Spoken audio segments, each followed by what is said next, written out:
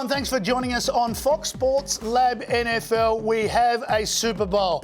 It is the Kansas City Chiefs up against the Philadelphia Eagles in Arizona, Super Bowl LVII. What a game it promises to be. The two best teams in the competition meet. That's the way it should be. Jaymz Clements, the man who knows everything about American sports, joins me. What a game we are looking forward to this. We've got 2 weeks to build up. I love the build up. The build up is the best part, Matty. I mean, that beside the fact we've got the two number one seeds playing in the Super Bowl for the first time in 5 years. Yeah. I'm so stoked on this matchup. It's great. The build-up for this is just going to be full of storylines, full of narratives, and the ones that are already sticking out, aren't they, Matty? We've got a Kelsey Bowl. We've got an Andy Reid Bowl. We've got the basically two top three offenses. We're going to go hammer and tongs in Arizona. Can't wait. Yeah, it's going to be great. And what we're going to do is a little bit different because we've got those 2 weeks to build up. What we'll do today is we'll take a little bit of a look back at the conference championships. Freddie Mitchell will join us very shortly to talk about life in a Super Bowl as a Philadelphia Eagle. I'm sure he's very excited about what's coming up. We'll take a look at each side in an overall sort of picture, and then next week as we get closer to the game, we'll drill down into particular player propositions and what we like and why. And joining us now is a man who knows what it's like to play for the Philadelphia Eagles in a Super Bowl. He knows what it's like to have that 14-day build-up. Freddie Mitchell joins us as always. Freddie, we're talking about the extra week build-up. From a player's perspective, that must be so much fun, so enjoyable. Welcome. It really is. It really is. And one thing that you have to understand too, a lot of players are banged up. Their health is not to where it needs to be, and that extra week really gives them a time to really get healthy and put on their best effort. It's going to be great. I mean, I'm excited for it. One thing that happens is all the distractions, the family. Everybody wants tickets and things like this. So there's pros and cons to the thing. Well, let's get the tickets out of the way. You got any tickets for me and James? But no, we'll just talk about it. From a watch of the championship game, the two games are totally different. We'll talk to James shortly about that. But it must have been an easy watch for you, given the way the game unfolded. Literally the first 5 minutes, it really told a story. And I mean, once that quarterback was gone, we already knew that we were winning.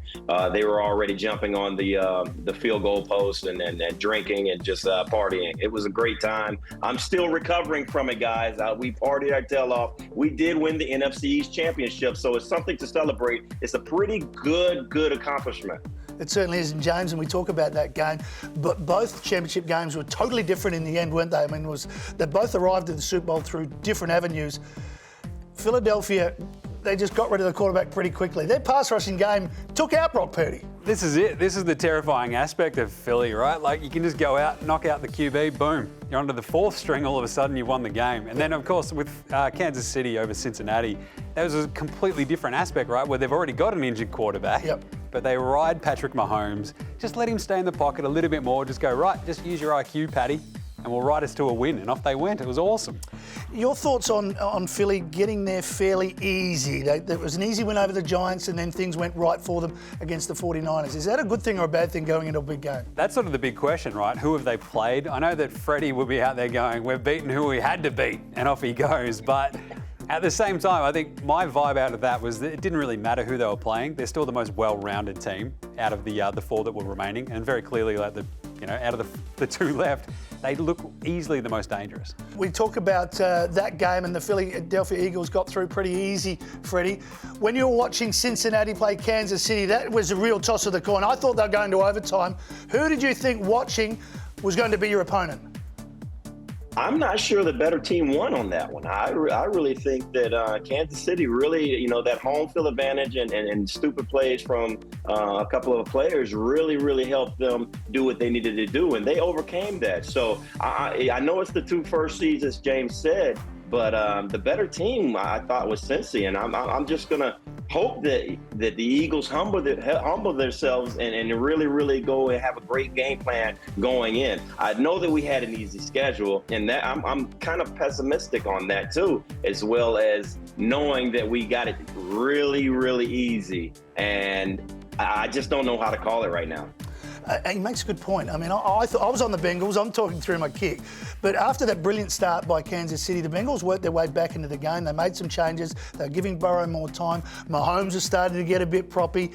But somehow, through a brain fade of Osai, who was just so good, somehow Kansas City found a way to win, even though the Bengals had shut down Kelsey and the Bengals had control of the match. It's just what KC does, isn't That's it, right. buddy? It's just they somehow find a way to win. This is the Andy Reid coaching. This is just like keep your head on a swivel and don't make dumb mistakes like Joseph Osai did, unfortunately. But it still also came down to the return by Sky Moore, gave Patrick Mahomes enough sort of room to work with to have that final scramble before he gets the penalty at the end that sets him up for the winning field goal.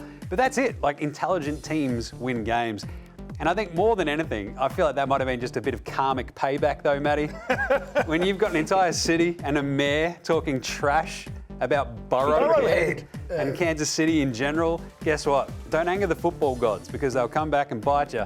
And that's exactly what we saw, I think. Don't talk trash about KC. They've been there. Cincinnati have been there but didn't win.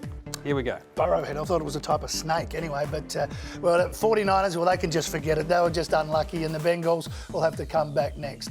All right, we'll take a short break, and we'll take a look at each individual team overall. First up, the Eagles. The betting brand for sports fans. That's better. Gamble responsibly.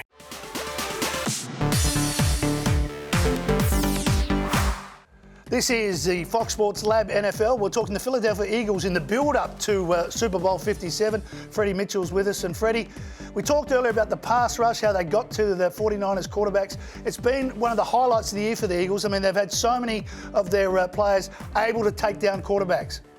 Yeah, you know what? I'm so proud of the Eagles. I just don't see any weaknesses really in their game. And I'm waiting for James to tell me what kind of weaknesses Kansas City can exploit. I really want to know that. And I'm really trying to understand what's going on there. But I mean, you just have to hand it to the defense. Them guys are playing lights out. Brandon Graham coming back off of an Achilles injury. Hassan Reddick coming from Arizona. I mean, it's just these guys. And the linebackers are really, really holding up. They're doing their job. Everybody's really playing. Slay's always on an island and always shutting up the number one receiver. So I don't see these Eagles really laying down and losing to anyone right now. They really have fate on their side. Everything really happens it's just lined up perfect for them. I mean, to Cincinnati losing, which was clearly to me the best team, it just lines up for them perfectly.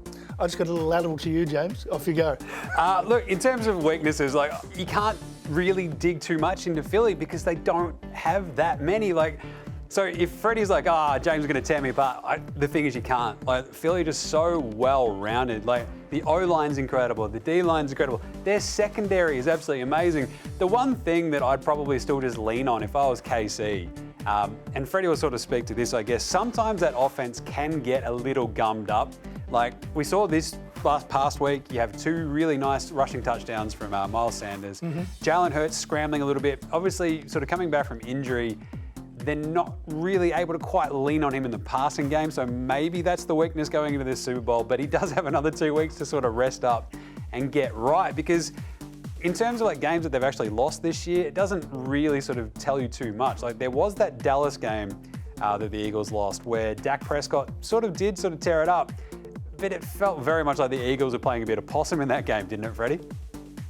It really did, and that's why I really don't know what Eagles team you really are going to get when you go to the Super Bowl. I think that with the Eagles and their defense, they've been doing great, but I wouldn't mind seeing a little bit more pressure on Hurts to see how he will act to pressure. And Steve Spagnuolo, the defensive coordinator, which was a defensive coordinator with the Philadelphia Eagles when I played, I think he has some tricks in his bag. I think they're going to blitz him a little bit more and really make him be a real smart quarterback and make him use his arm and not his legs. Well, certainly Chris Jones is going to be. He was in fantastic form for the Chiefs. He's one they've got to hold out. He is, and you know who's going to be doing that holding out? Yes. Our man, Jordan Mailata, the Aussie, Freddie, the Aussie. We've got an Aussie there, Freddie. I love that. I love this. He can sing, too. He can. He's got the voice of an angel, does our man Jordan. He is really, that entire O-line, as sort of Freddie alluded to, right? That is hugely important because Chris Jones, we saw he turned that game on its head against Cincy, right? Yep. And it's like, if you get to Joe Burrow, you can slow down the Bengals. The same sort of thing happens with Philly. If you can get to Jalen Hurts, you might be able to slow them down, but the thing is, you've got to get past the man mountain himself, Jordan Mailata. I mean, third Australian ever play in the Super Bowl after Ben Graham and Mitch Wishnowsky. This is exciting times. It's exciting time because we've got someone on a line rather than someone who's kicking the ball. Exactly. It's the first time he's not a punter. You love to see it. So I think Hurts, if he has enough time, he can just really sort of tear open this KC defense. They've got a lot of rookies, and of course, with Hurts, he's got AJ Brown, he's got Devonta Smith, he's got Dallas Goedert. They've got so many weapons, Matty. Yeah, and their defense is pretty good. They've only given up 22 points as a total in their last 8 games. All right, that's the Philadelphia Eagles. They're in good shape. Kansas City, maybe not in as better physical shape, but they've got 14 days to work it out. We'll talk to them next. The betting brand for sports fans. That's better. Gamble responsibly.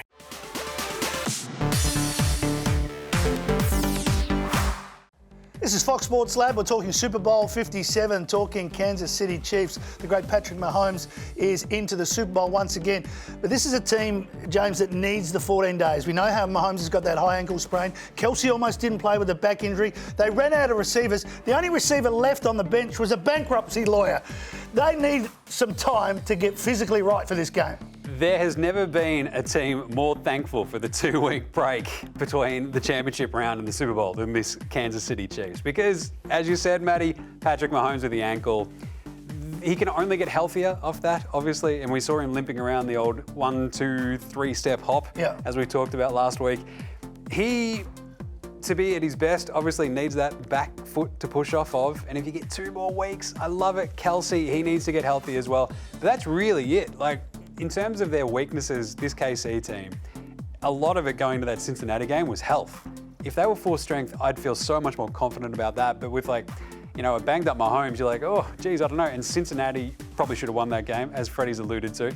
But KC got through. This team is still wildly dangerous. It's the best offense in the NFL for a reason. A lot of that reason is Patrick Mahomes. If he's healthy, they can do a lot of damage. Freddie, we often talk about the Mahomes-Kelsey combination, and what we saw Cincinnati sort of gave Kelsey a bit of room early, then double-teamed him for the rest of the game, took him out of the game. But as always, Mahomes finds another way, finds another receiver.